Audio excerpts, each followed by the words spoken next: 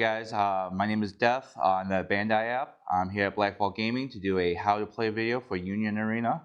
So let's check out first some of the card types that we have. We have our characters, we have sites, we have event cards, and then last but not least we have our action point cards. So your action points are used to play your cards or the abilities on certain cards. You get 3 action points throughout the game, starting off 1, 2, 3, or 2, 2, 3, based on if you're going first or second. And to use these cards, you have your energy requirement at the top. As you see, this Nezuko has a 0 energy. She costs 1 action point to use. So in order to use it, you need to spend 1 of your action points. Nezuko also generates 1 energy at the bottom right corner. Alright, so in order to play Union Arena, there are 2 different fields. You have your front line, which is your attackers, and you have your back line, which generate energy. In order to play the cards, you have to have the required energy in the back line. So this Nezuko here costs 0 energy, and she costs 1 action point. When you play cards in Union Arena, they come in tapped, unless specified otherwise, and you play them sideways, and you must tap the required AP to play the Nezuko. So she costs 0 energy, tap 1 AP, just like that. She's now on my field, she generates 1 energy. Now I can play any card from my hand that generates 1 energy or lower. So this Tanjiro, I can tap an AP, play this Tanjiro to my back line. Tanjiro costs 0 energy, needs 1 action point to play, and he also generates 1 energy. Now on my back line, I can generate 2 different energies, so which will allow me to tap my last energy, or my last AP, sorry, and play this Tanjiro. This Tanjiro costs 2 energy, and he costs 1 action point to play. Now at the start of my next turn, everything untaps, and I can play this 3 Inosuke, either to my back line or my front line, and Inosuke costs 3 energy, 1 action point, and he generates 2 energy. So if I play him in the back line, I now have 5 energy. If I play him up front, I have an attacker. To start Union Arena, you would agree with your opponent to either do a high roll of a dice or rock, paper, scissors, and to see who goes first or second.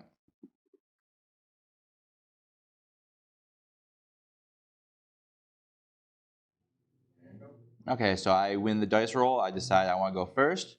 Starting hand is 7, so you look at the top 7, and you decide if you want to keep it or mulligan.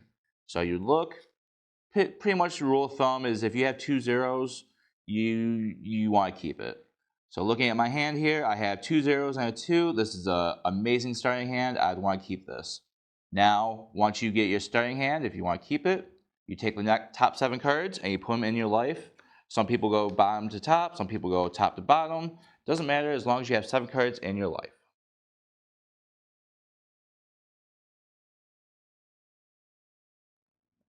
So I did the starting hand if I want to keep it, and this is going to be an example of a starting hand if you want to mulligan it. And it's up to you if you want to keep or mulligan the hand. Looking at this, I have 1 0, nothing really to play after that. I don't want to keep this hand, so in order to mulligan it, you take your whole hand, you put it on the bottom of your deck, then you deal the top 7 cards. After that, you take your deck and you shuffle it, give it a nice little shuffle. Always offer to give your opponent a cut, just to make sure you know everything's fair and nobody's trying to cheat. So my opponent will just say I would cut the deck, and then after that, you take your top 7 and put it in your life. Give your opponent a nice little fist bump and start the game.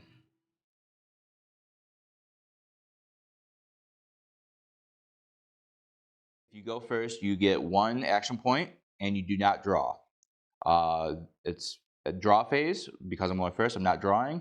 You do have the option to spend 1 of your APs to draw a card. At the beginning of the game, I pretty much don't want to do that because I want to start generating energy.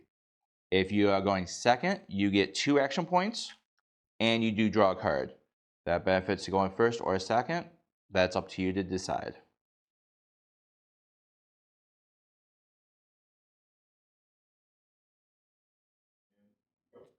The next phase after the draw phase is the movement phase. It allows you to move characters from your energy line to your front line, or if a character that has a certain ability of step, you can allow it to move from your front line to your back line. But we'll say for this portion of the video, I just want to move another character up front to give an extra attacker. I am allowed to do that.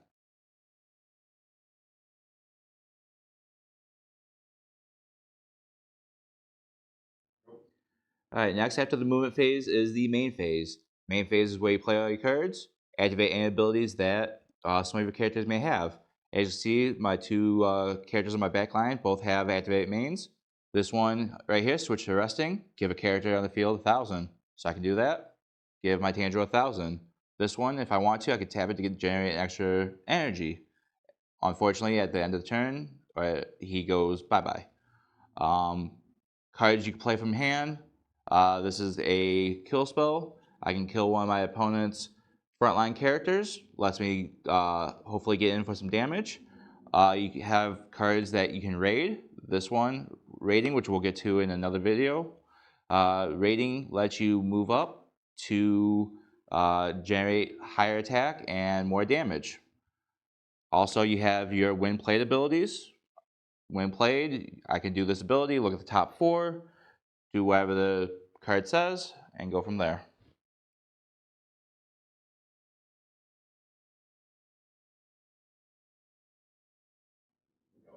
After the main phase is the attack phase. This is how you win the game. The attack phase, as you see on the bottom of the cards, you have your BP. In this game, the attacking always wins, even if there's a tie for BP, battle points. As you see to the right of the card, some of these abilities have triggers. What the trigger is it activates from life. It's not mandatory. You can choose not to do it, or you can choose to. It changes the game based on the triggers you pick. When attacking, if the damage goes through, in this game you could pick life however you choose. For this example, we're just going to go top down, but some people like to go here or here. Choice is yours and yours alone. But for now, we're going to start. Just for clarification, I pumped my Tanjiro with this ability to 4K. I'm going to swing with this guy. He has impact. What impact does is it allows you to go through damage even if they block it. We'll go more into detail about that soon. So I'm going to swing a 4K. He's going to take it. Nothing happens. There's no trigger on the bottom. It just goes straight to your sideline. This one is going to be a 4K. He can choose to block it or he can choose to take it. He's going to take it. Now, as you see here, there's a trigger. And this trigger is activate.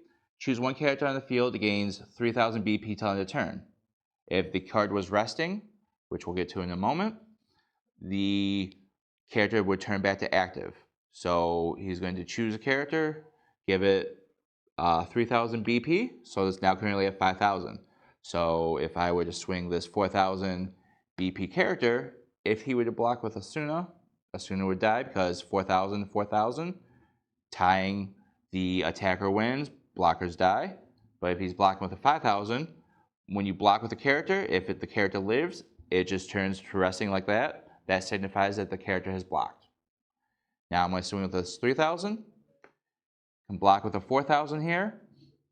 My character, even though it was lower, attacking never dies. I just don't get the damage through.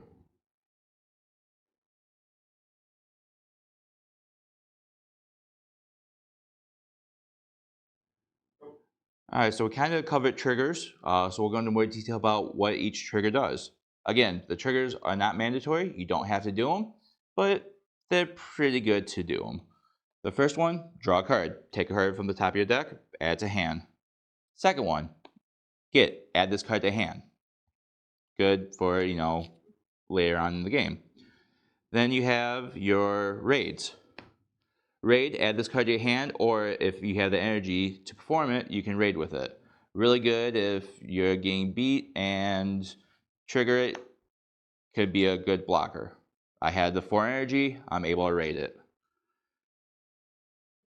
Activate, choose a character on your field, gains 3,000 BP to end the turn. If I had blocked with this character, let's say, I take this life, I can now activate this. It's now a 7K, can block again. The last three that I have here, these are special. You only allowed 4 of these in your deck. You have your special. Special here is just choose a character on your opponent's front line and sideline it. Doesn't matter how big or small the BP is, just kills a character. It could be a 10,000 BP, kills it. Final. Final, if this is the last card in life and it's flipped over, you basically get a second chance. Goes to your sideline, take the top card of your deck, and put it in your life. Again, could be game changing. And last but not least is a color trigger.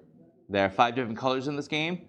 Each color trigger for each color is a different color trigger.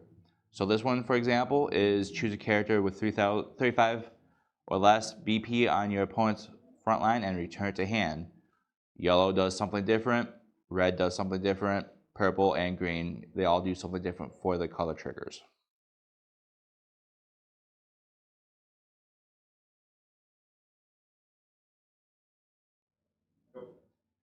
After the attack phase is the end phase.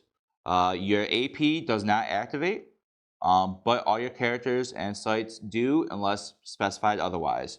So at the end of my turn, I would just turn everything back up to active.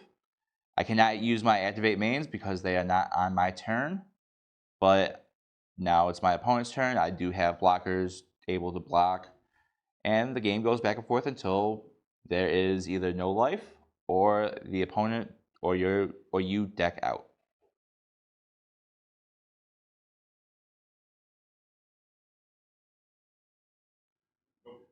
All right, last thing I want to cover is the abilities on the cards. This one, double block. If there's some small characters on your opponent's front line, uh, you can block one. So say swings here, I can block this one, restand it to block something else. Now obviously if they swing with the Asuna 4K, that beats my 25. If I go block it first, this guy would die. But it's really good, the double blocks to block some smaller guys that would live. Next you have the impact. Impact is, like we stated in the attacking portion, impact goes through. Gets through life. The way you stop that though is there are characters that have nullify impact. Basically they can block an impact character and you don't take the impact damage. As we stated earlier, we have the step. Step during the movement phase, you can move a character with step that's on your front line back to your energy line to generate energy. We have double attack. Also note it that the double attack portion is in the raid box. This is only available if this Kirito has been raided on. Raids you can play normal, they're just vanilla characters. The only time that you get the abilities in the raid text box is if you raid it over, as this card states, over a Kirito. You cannot play a raid card on a raid card. So if I had another raid Kirito, I could not play that on this one. It has to be on a basic generic Kirito like so. Next we have, also as double attack says, you allows you to attack twice. Next, you have snipe. Snipe allows you to pick a character on your opponent's front line and they have to block it. So it's really good to get rid of some of that big blockers. This guy right here is a big dude. He has damage 3. There are cards in this game that have impact 2, impact 3, damage 2, damage 3. For your One Punch fans, Saitama does damage 7. He's a big dude. Again, characters that have impact or damage can go up. Last but not least, you have cards that will give a character +1 impact or +1 damage. So if I choose to give a character +1 damage, it would be damage 2. Or same thing with impact. If I choose to give it impact +1, if it does not have impact, it now has impact. If it has impact already, now it has impact 2.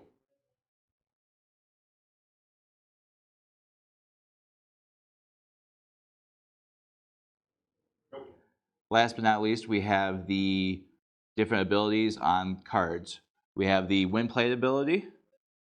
obviously when you play it, do the ability. You have the win sideline ability. So if this character gets sidelined, whether it's attacking or you sideline it yourself through different card effects, you can do that ability. You have the win attacking ability. If you meet the requirements on the card to do the win attacking, you get that ability. You have your static during your turn abilities. This one during your turn, it's only on your turn you get this ability. You have during your opponent's turn. This one is if on the front line, but it's activated on your opponent's turn. There is another wind blocking ability that we will show you.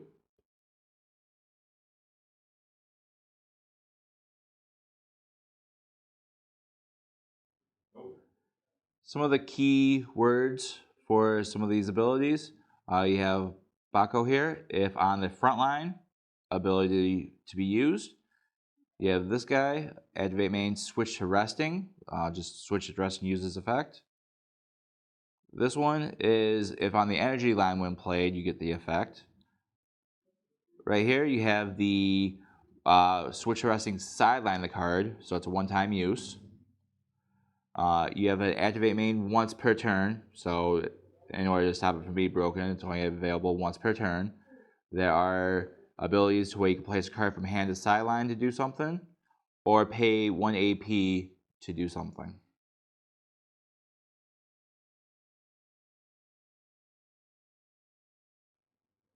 This concludes our how to play video for Union Arena. We hope that you found it very helpful and are excited to play the game with your favorite IP.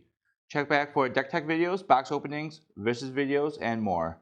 Thank you for watching. Don't forget to like and subscribe.